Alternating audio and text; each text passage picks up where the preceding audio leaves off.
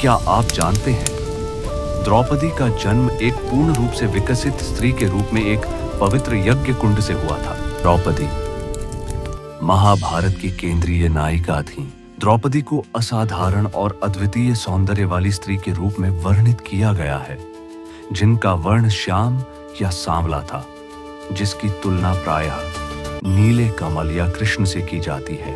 द्रौपदी महाभारत की केंद्रीय नायिका थीं, जिन्हें उनके जन्म नाम कृष्णा, द्रौपदी, पांचाली और याज्ञसेनी के रूप में जाना जाता है। आज जानेंगे द्रौपदी के जन्म के पीछे छिपी अद्भुत और रहस्यमयी कहानी।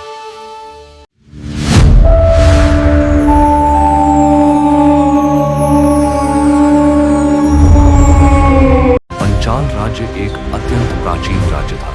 यह राज्य गंगा यमुना दोआब क्षेत्र में स्थित था और इस पंचाल राज्य के राजा थे राजा द्रुपद। पर आखिर ऐसा क्या हुआ कि पंचाल के शक्तिशाली सम्राट द्रुपद को अपना ही विशाल राज्य दो भागों में बांटना पड़ा। उत्तर पंचाल का शासन सौंपा गया अश्वत्थामा को और दक्षिण पंचाल का भार स्वयं राजा द्रुपद ने संभाला। पर ऐसा क्यों?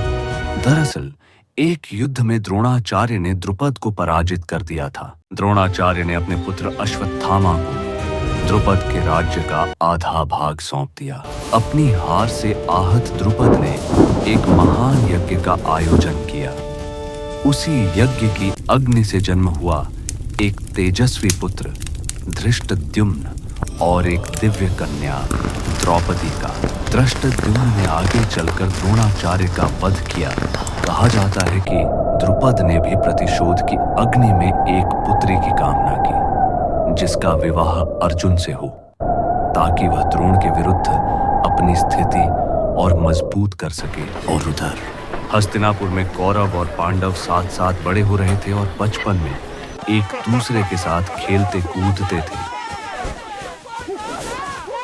और एक दिन ब्राह्मण योद्धा द्रोण हस्तिनापुर में रोजगार की तलाश में आए। जैसे ही वे महल के पास पहुंचे, उन्होंने देखा कि युवा राजकुमार पांडव और कौरव एक कुएं में गिरी हुई गेंद को निकालने का प्रयास कर रहे थे। द्रोण ने घास का एक तिनका उठाया और उसे बाण की तरह फेंका। वह तिनका गेंद को भेद गया। फिर उन्होंने एक और तिनका फेंका, फिर एक और इस प्रकार एक श्रृंखला बनाकर गेंद और अंगूठी को बाहर खींच लिया।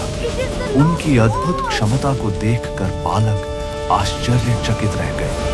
बच्चे दौड़कर भीष्म पितामह के पास गए और उन्हें सारी घटना बताई। भीष्म पितामह ने पहचान लिया कि यह द्रोणाचार्य थे और उन्होंने द्रोणाचार्य से अनुरोध किया कि वे राजकुमारों को प्रशिक्षण दें। एक दिन द्रोणाचार्य ने एक धनुर्विद्या प्रतियोगिता का आयोजन किया। उन्होंने एक खंभे पर एक भरवा पक्षी ऊंचाई पर रखा। सभी राजकुमार असफल हो रहे थे। द्रोणाचार्य ने सबको एकत्रित करके पूछा, तुम क्या देख रहे हो? सबसे पहले युधिष्ठिर आगे आए। मैं आपको महल। रुको, द्रोणाचार्य ने कहा। अगला। दूसरे राजकुमार ने कहा, मैं एक खंभा और एक पक्षी देख रहा। फिर अर्जुन आगे आए और बोले, मैं केवल एक आंख देख रहा हूं। क्या तुम्हें खंभा दिख रहा है? द्रोणाचार्य ने पूछा। नहीं। और पक्षी? नहीं, मुझे केवल एक आंख दिखाई दे रही है। अर्जुन ने निशाना साधा और बाण सीधे लक्ष्य पर लगा। इस प्रकार अर्जुन ने वह प्रतियोगिता जीत ली। जब शिक्षा पूर्ण होने का समय आया तो सभी शिष्यों ने द्रोणाचार्य से गुरु दक्षिणा मांगने का अनुरोध किया। उस समय द्रोणाचार्य ने अपना संकल्प प्रकट किया। उन्होंने अर्जुन को चुना और आदेश दिया कि वह राजा द्रुपद को युद्ध में पराजित करके बंदी बनाकर उनके समक्ष प्रस्तुत करे। किंतु इस चयन से अश्वत्थामा और दुर्योधन दोनों के भीतर ईर्ष्या की भावना का जन्म हुआ। अर्जुन ने इस कार्य को स्वीकार किया और अपने असाधारण पराक्रम से द्रुपद को पराजित कर दिया। लेकिन प्रश्न यह था, द्रोणाचार्य ने द्रुपद को बंदी क्यों बनाया? द्रुपद को बंदी बनाने के पीछे केवल युद्ध नहीं, बल्कि वर्षों पुराना अपमान छुपा था। आइए लौटते हैं उस अतीत में। द्रोणाचार्य और द्रुपद दोनों एक ही गुरुकुल में सहपाठी थे। समय के साथ दोनों के बीच गहरी मित्रता विकसित हो गई। द्रुपद द्रोण की तरह कुशल नहीं थे, इसलिए गुरुकुल के दौरान वे अपने सभी कार्यों में द्रोणाचार्य की सहायता लेते थे। समय बीतता गया और जब दोनों की गुरुकुल शिक्षा पूर्ण होने का समय आया, द्रुपद ने द्रोणाचार्य को वचन दिया कि भविष्य में बिना किसी शर्त के उनकी सहायता करेंगे। लंबे समय तक द्रोणाचार्य पर लक्ष्मी की कृपा नहीं बरसी। वे अभी भी निर्धनता में ही जीवन यापन कर रहे थे। उधर द्रुपद पंचाल के राजा बन चुके थे कि बढ़ती शक्ति और बढ़ता हुआ राजसी वैभव उनके अहंकार को भी बढ़ा रहा था। द्रोणाचार्य कृपाचार्य की जुड़वा बहन कृपि से विवाह कर लिया था और महान योद्धा अश्वत्थामा के पिता बन चुके थे। समय के साथ उनके पुत्र अश्वत्थामा का भी कुछ बच्चों द्वारा उपहास किया जाने लगा। यह अपमान द्रोणाचार्य के लिए असहनीय था। द्रोणाचार्य सहायता मांगने के लिए द्रुपद के दरबार में पहुंचे, लेकिन वहां स्थिति बदल चुकी थी। द्रुपद अब पंचाल के राजा थे और उनका अहंकार बहुत बढ़ चुका था। तुम्हारे लिए यह उपहार पर्याप्त होगा। लो, ये 2 गायें ले जाओ। यही मेरी ओर से तुम्हारी सहायता है।